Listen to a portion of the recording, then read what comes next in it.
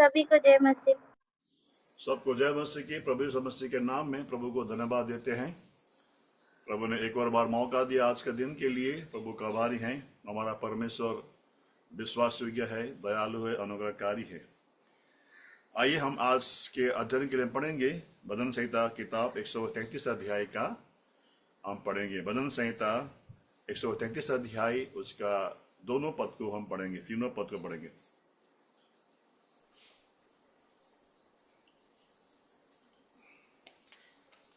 Bhajan Samhita 133 verse 1 to 3।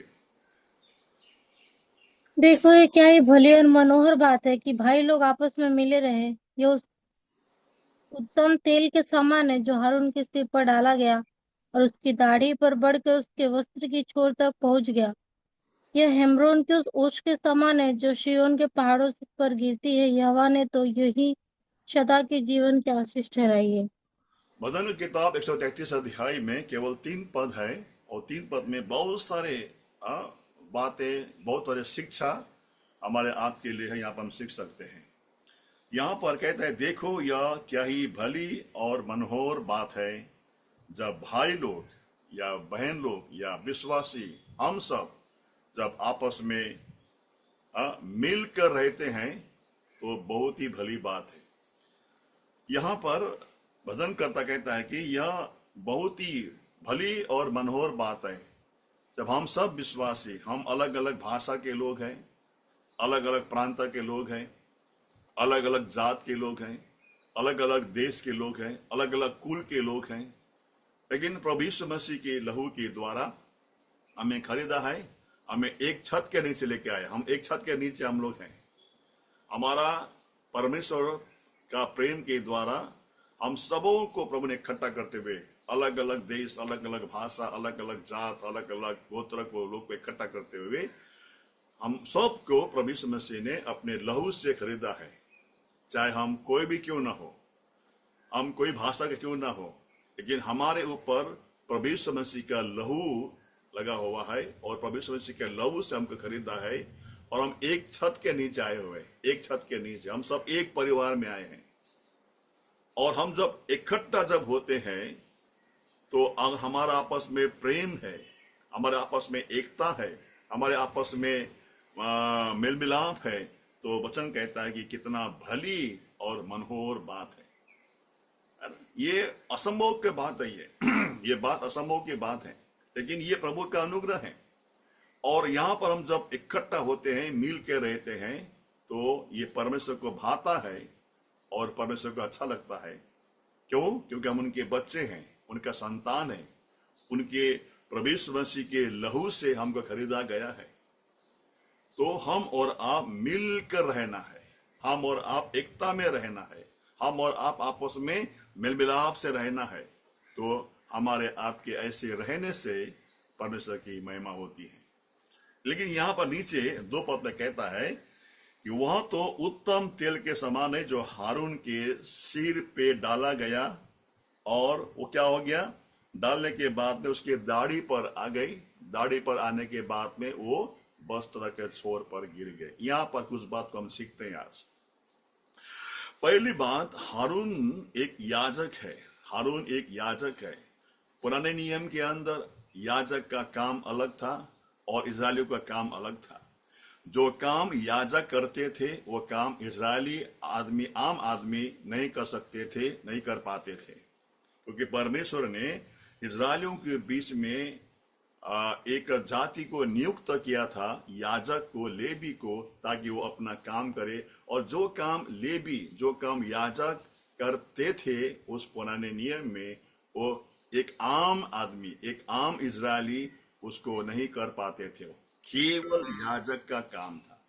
आज हम देखेंगे याजक का काम क्या था। अगर हम इसको आज खत्म नहीं कर पाएंगे तो हम इसको परसों देखेंगे, क्योंकि हमारा भाई आने वाला है वचन की सेवा के लिए, इसको परसों देखेंगे। लेकिन आज हम देखेंगे कि याजक का काम क्या है। और ये याजक का काम जो करता है वो काम आम इजरायली या आम लोग नहीं कर सकते थे, नहीं कर पाते थे, उन्हीं को नहीं करना है, केवल याजक करना है। तो याजक का काम क्या है, पहला हम देखेंगे। बेटा जल्दी जल्दी पढ़ना समय बचाने के लिए। पहला हम पढ़ेंगे लेवी की किताब 1 अध्याय उसका 7 वचन। लेवी का किताब 1 अध्याय उसका 7 वचन। पुराने नियम से हम देखेंगे इसको हम लोग, लेवी का काम के बारे में। लेवी के काम क्या था? पहला, लेवी 1 अध्याय उसका 7 वचन। तब हारून याजक के पुत्र वेदी पर आग रखे और आग पर लकड़ी सजा कर रखे। याजक का काम था लोगों के पापों के लिए बलि चढ़ाना। मान लीजिए इजरायली लोग ने, किसी ने पाप किया, मान लीजिए, ठीक है, एक आम आदमी ने पाप किया है, या मैंने पाप किया है, तो मैं उस समय क्या, मुझसे मेरा विधि क्या था? अगर मुझे प्रभु के घर में आना है तो मैंने तो पाप किया है, तो मैं क्या करूंगा? मेरी हैसियत के अनुसार, है ना, एक मैं भेड़ को लेके आऊंगा, उसको रस्सी में बांधूंगा, उसको लेके आऊंगा, मैं मंदिर में आऊंगा, और वहां पर याजक रहता है वहां पर। उसका काम क्या है? उसका काम क्या है? मैं जब उसको भेड़ को लेके आऊंगा मंदिर के पास में, तो याजक क्या करेगा मालूम है? वो अपना हाथ और मेरा हाथ उस भेड़ का सिर पे रखेगा, ऐसा रखेगा, और मेरे लिए प्रार्थना करेगा। और प्रार्थना करने के बाद में वो याजक क्या करेगा? उस भेड़ को काट डालेगा। इसका मतलब क्या है? मैंने दिन भर में जो पाप किया है ना, वो पाप का सारा पाप कहां पर गया? उस भेड़ के शरीर पे या भेड़ के सर पे गया। तो भेड़ को मारता था, उसको बलिदान करता था, उसका लहू वेदी पे छिड़कता था। तो मतलब क्या हो गया? इसका मतलब मैंने पाप किया, भेड़ मरना पड़ा, भेड़ मर गया, और मेरा पाप क्षमा हो गया, और मैं मंदिर में मैं जा सकता हूं। मैं ये काम कौन करता था? ये काम याजक करता था। याजक के सिवा दूसरा और कोई काम नहीं करता था। तो आप कल्पना कीजिए, दिन में कितना सारा लोग, कोई भेड़ को ला रहे, कोई गाय को लेके आ रहा है, कोई कबूतर को लेके आ रहा है, ऐसा करके। याजक का काम क्या है? दूसरों के पापों के लिए बलिदान करना, वेदी पर खड़ा होके। उसको बैठना नहीं है, उसको याजक को उस वेदी में जब वो काम कर रहे हैं, उसको बैठने का अनुमति नहीं है। वो खड़े खड़े, भले कितना भी लंबा लाइन हो, वो खड़े खड़े वो काम करता था। याजक का पहला काम क्या है? पापों के, लोगों के पापों के लिए भेंट, अपना वेदी पर बलिदान करना। ये पहला काम है। जल्दी जाएंगे, आगे बढ़ेंगे। दूसरा काम है निर्गमन की किताब, निर्गमन उसका 30 अध्याय उसका 7 और 8। जल्दी पर बेटा, निर्गमन 30 अध्याय 7 और 8। निर्गमन की किताब 30 अध्याय 7 और 8 पद। अगर आप लोग को दूसरा और जो लोग है, अगर वचन नहीं खोल पाते हैं, तो उसको आप लिख के लीजिए, ताकि आप बाद में आप उसको पढ़ सकते हैं। निर्गमन 30 अध्याय 8। और उसी वेदी पर हारून सुगंधित धूप जलाया करे। प्रतिदिन भोर को जब वह दीपक को ठीक करे तो वह हाँ, धूप जलाए। दूसरा काम क्या मालूम है लेवी का? दूसरा काम है मंदिर में सेवा करना, मंदिर में काम करना, मंदिर का साफ सफाई। वो दिया है ना, दिया, उसका बाती को साफ करना, दिया को साफ करना, है ना, ये काम है। लेवी का काम ये है, याजक का काम ये है। मंदिर के अंदर सेवा करने का काम आम लोगों का या आम इजरायलियों का अनुमति नहीं था। ये पूरा काम कौन करेगा? याजक करेगा। याजक का काम क्या है? मंदिर के अंदर सेवा करना, साफ सफाई करना, उस तेल में, वो उसमें दिया में तेल डालना, बातें ठीक करना, ये सब काम किसका काम है? याजक का काम था। दूसरा काम हो गया। तीसरा काम, नंबर, गिनती की किताब 6 अध्याय 24 और 26। गिनती 6 अध्याय और 24, 25, 26। जल्दी पर बेटा, नंबर, गिनती की किताब 6 अध्याय 24, 25 और 26 वचन में। यहोवा तुझे आशीष दे और तेरी रक्षा करे। यहोवा तुझ पर अपने मुंह का प्रकाश चमकाए और तुझ पर अनुग्रह करे। यहोवा अपना मुख तेरी ओर करे और तुझे शांति दे। तीसरा काम क्या था याजक का मालूम है? लोगों को आशीष देना। सब सेवा खत्म होने के बाद में, मीटिंग खत्म होने के बाद में, याजक सारे इजरायलियों को आशीष देता था। वो, यहोवा तुम पर आशीष दे, तुम्हारा काम को फलवंत करे। कितना बड़ा काम! देखिए, परमेश्वर का याजक को इतना बड़ा अधिकार दिया था, और लोगों को आशीष देता था याजक पूरा।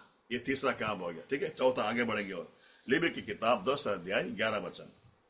लेवी की किताब 10 का 11।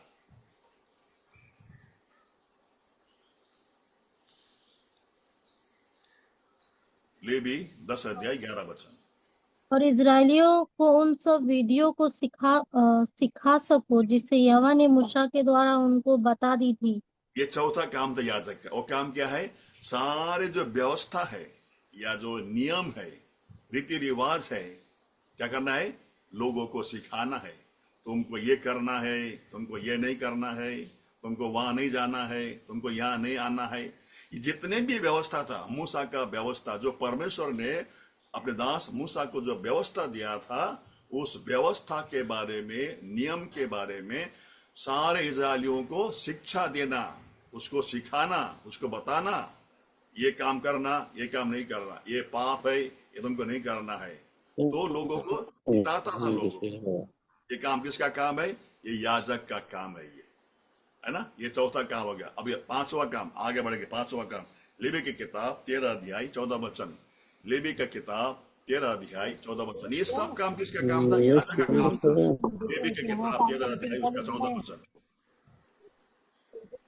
और पर जब उसमें चर्महीन मांस दिख पड़े तब वह अशुद्ध ठहरे। हाँ, ये चौथा काम क्या मालूम है? न्याय करना। हाँ, लोगों को न्याय करना। तुमने गलत किया है, तुमको पाछे तुमको पछताव करना है, तो लोगों का न्याय करता था वो याजक। तो ये सारे काम किसका था? याजक का काम था। अभी हम अपना पाठ में आएंगे। अपना पाठ में हम क्या पढ़ा हमने? ये जो जब हम हमारे जो विश्वासी भाई बहन हम जब मिलकर रहते हैं, तो ये क्या भली और उत्तम बात है। और ये कहता है, यह तो हारून के सिर पर तेल को उड़ेलता है। अभी मान लीजिए ये तेल का बोतल है, ये तेल का बोतल है, ठीक है ना। अब ये तेल क्या किया? हारून के सिर पर उड़ेला गया। हारून कौन है? याजक है। ध्यान रखना, हारून कौन है? याजक है। हाँ, याजक के सिर पर ऐसा तेल को उड़ेलता है। पहली बात, याजक, परमेश्वर ने हमको आपको भी नया नियम में याजक बनाया है प्रभु यीशु मसीह के लहू के द्वारा। पहला पतरस 2 अध्याय 9 के अनुसार। जल्दी पर बेटा, अगर निकाल सकता है तो। पहला पतरस 2 अध्याय 9 के अनुसार पे हो, हम सब याजक है। इसको पर कभी तुम भूलना नहीं। एक पर बेटा, पर तुम एक चुना हुआ वंश और राजपदधारी याजकों का समाज। हम और आप सब याजक है नया नियम में प्रभु यीशु मसीह के द्वारा। हम चाहे छोटे हो, चाहे बड़े हो, चाहे काले हो, चाहे गोरे हो, चाहे धनी हो, चाहे गरीब हो, चाहे हम लंगड़े हो या अच्छे हैं, कोई भी क्यों ना हो, प्रभु यीशु मसीह के लहू के द्वारा हमारे पापों को क्षमा हो गया, हमारे हमको धर्मी ठहराया, और हम सब नया नियम के अंदर याजक है। पुराने नियम की तरह केवल याजक ही मंदिर में प्रवेश कर सकता था। आज हम कहीं भी, हम और आपको प्रभु ने अधिकार दिया है, हम और आप किसी भी समय, कैसे भी हालत में हम प्रभु के पास में आ सकते हैं, क्योंकि हम सब याजक है प्रिय। हम और आप सब याजक है।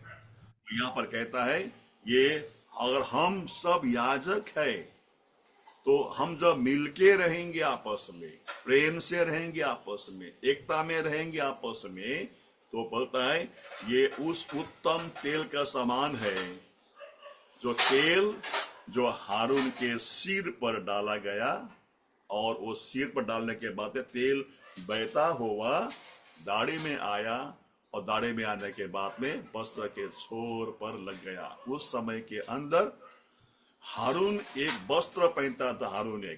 हारून एक वस्त्र पहनता था। वो वस्त्र में ऐसा लगता था पूरा।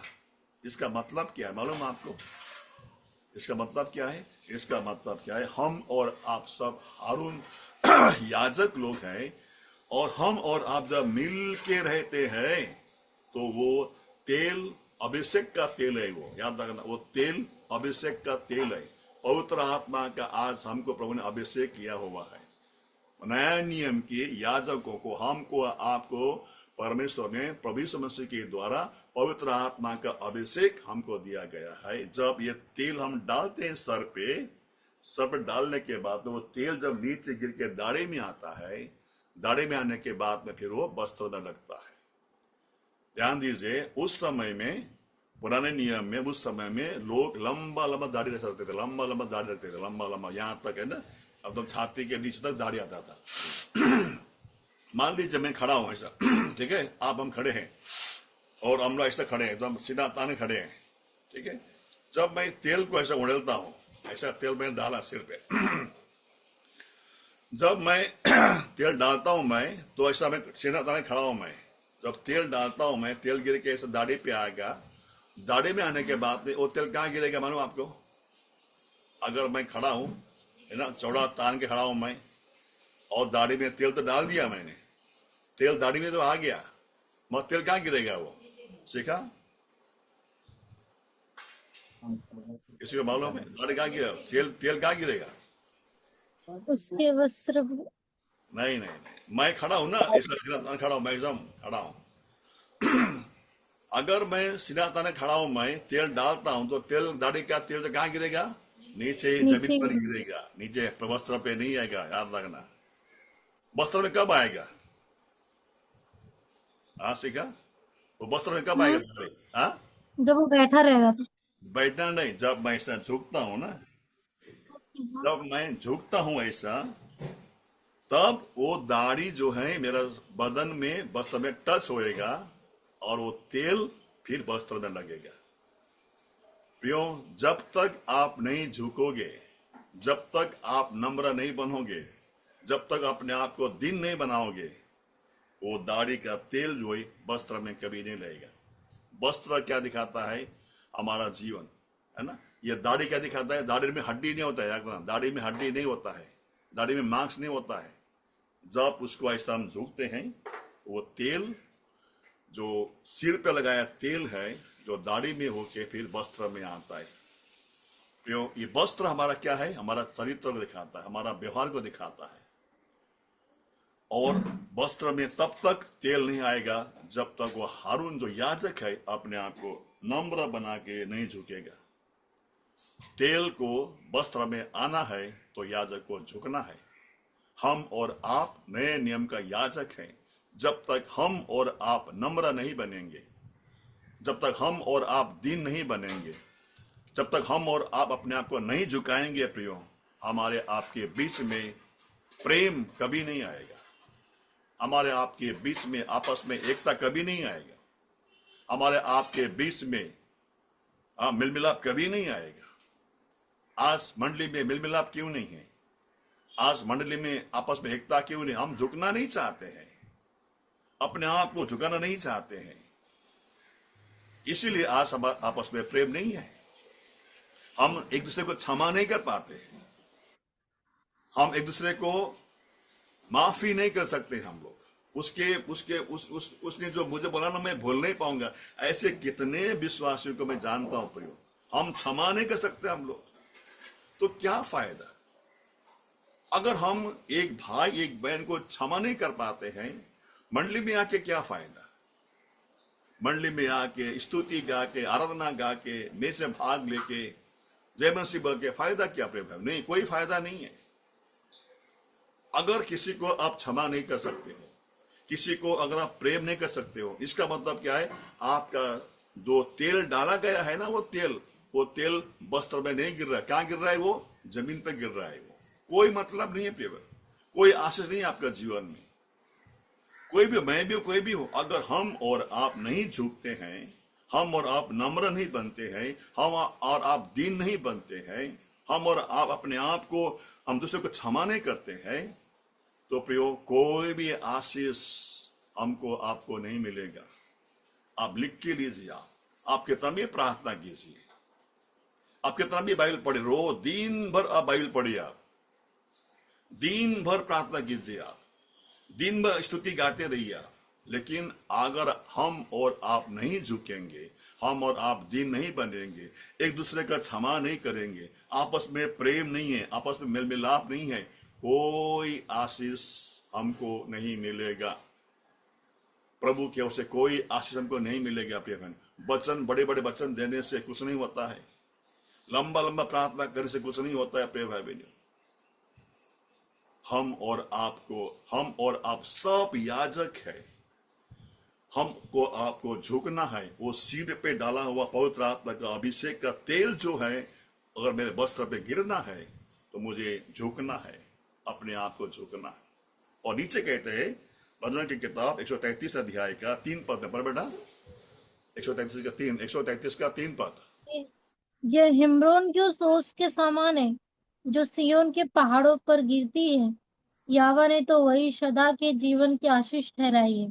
आपने कभी ओस देखा? आप जो हम लोग जो गांव में रहते हैं ना, हमको मालूम है, ये मैंने मैंने अनुभव किया है। ओस कैसा है? ओस का मालूम कैसा है? ओस, मान लीजिए ये पत्ता है, ठीक है ना, ये पत्ता है। आप कभी ध्यान दीजिए, आप अगर ये पत्ता जमीन में है, जमीन में गिरा हुआ है, जमीन में से गिरा हुआ है, पत्ता जमीन में गिरा हुआ है। अब सवेरे उठ के जाइए, आप सवेरे उठ के जाइए, पत्ते के ऊपर ओस नहीं रहता है। आपने कभी ध्यान दिया? मुझे मालूम नहीं मेरे को। पत्ते के ऊपर ओस नहीं रहता है। पत्ते को ऐसा उल्टा कीजिए, वहां पर ओस रहता है वहां पर। दूसरी बात, आप पेड़ पे जाइए, आप पेड़ पे चढ़िए, आप पेड़ का पत्ते देखिए, उसके ऊपर से ओस रहता है, नीचे से ओस नहीं रहता है। मतलब क्या है? ये ओस जमीन के ऊपर से भी आता है और नीचे से भी आता है ये। और जब सूर्य उदय होता है, ऐसा सूर्य निकलता है, ओस कुछ घंटे में ओस क्या होता है? सूख जाता है वहां पर। फिर अगले दिन, अगले सुबह फिर ओस आता है। तो यहां पर कहता है प्रियो कि ये जो हार्मोन के उस ओस के समान है। फिर ओस का मतलब क्या है? ताजगी, फ्रेशनेस। हाँ, ये ताजगी, ये बासी नहीं है, ये बासी खाना नहीं है, बासी चीज नहीं है ये कैसा होता है? ताजगी, एकदम फ्रेश। सवेरे अब जब उठते हो ना गांव में, ये तो हम तो सिटी में है, यहाँ तो ऐसा नहीं होता है। आप गांव में जाओ, वो गिरा हुआ पत्ता को उठा के देखो, उसके ऊपर से ओस नहीं रहता है, नीचे से ओस रहता है। मगर झाड़ में जो पेड़ है ना, उसके ऊपर से ओस रहता है। मतलब दोनों तरफ से आशीष। और ये कैसा है? ये फ्रेश, रात भर में नया होके क्या होता है? आशीष आता है। प्रियो, कितना मनोहर बात है ये, कितना अच्छी बात है, कितना भली बात है। जब हम और आप मिल के, हम और आप जब एक साथ गट कर मिलकर रहते हैं, तो ये मनोहर बात है। ये ओस के समान है जो ताजगी देते हैं, हमारे आपके जीवन में एक ताजगी को लेके आते हैं, है ना, एक नयापन को लेके आते हैं। और पूरा दिन भर के जीवन में फिर भोर को फिर नया ओस आता है। तो क्या ऐसा अनुभव आपके जीवन में आप करना चाहते हो? तो सबसे पहली बात है, हमें और आपको याजक है तो हमको झुकना है, हमको नम्र बनना है, हमको दीन बनना है। तभी वो अभिषेक का तेल जो हमारे सिर से डालकर दाढ़ी में आता है। दाढ़ी मतलब क्या है? उसमें कोई हड्डी नहीं है, उसमें मांस नहीं है, वो भी शारीरिकता नहीं है, पूरी आत्मिक की पूरा। और वो जो हम गिरते हैं, झुकते हैं, वो तेल वस्त्र में आके पूरा वस्त्र उस महकता है। हमारा भाइयों का प्रेम, भाई बहन जो भी है, हम ऐसा मिल के रहते हैं तो उसका जो सुगंध जो है, तेल का सुगंध जो है, खुशबू जो है, चारों तरफ फैलता है और प्रभु की महिमा होती है। प्रभु सहायता करे हमारे आपके जीवन में ऐसा ही हम और आप रहे, ताकि हमारे जीवन के